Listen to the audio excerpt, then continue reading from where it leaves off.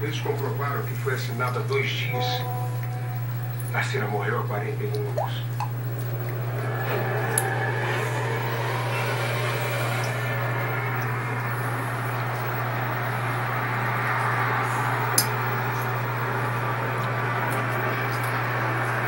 As tropas da Imperatriz Brasília tomaram de assalto o castelo do comendador.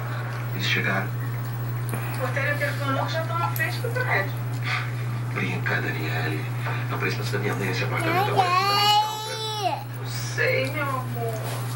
Por isso que eu tô te avisando. Ela é a única que pode enfrentar meu pai e garantir meu lugar na presidência da empresa.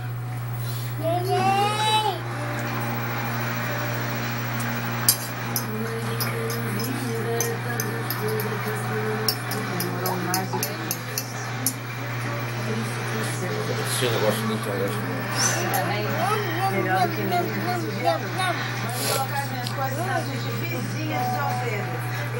Você vai enfiar o dedo dentro do anel. Eu quero chegar lá antes da hora do almoço. Faremos isso imediatamente.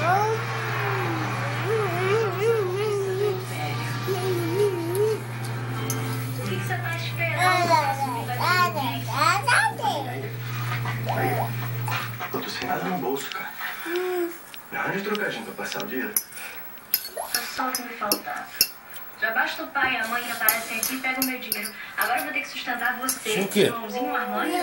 Não, Ô, maninha, faz isso não. Dá essa moral pro irmão. sem chance. O pai e a mãe já rasparam tudo no tacho, eu tô dura. Tá bom. Tá bem, deixa pra lá então. Agora se liga, papo sério. Eu vi teu suíte, não sei o que ela quer dizer que volta aí mais tarde. Dá um trato maneiro nele, capricha no carinho. Ele vai dar o que tu quiser, foguinho, ó. Sai daqui, vai embora, você não vai falar assim comigo não. Come, Lucas. Eu quero olhar pra você. Põe só pra esse irmão pelo menos. Beijo,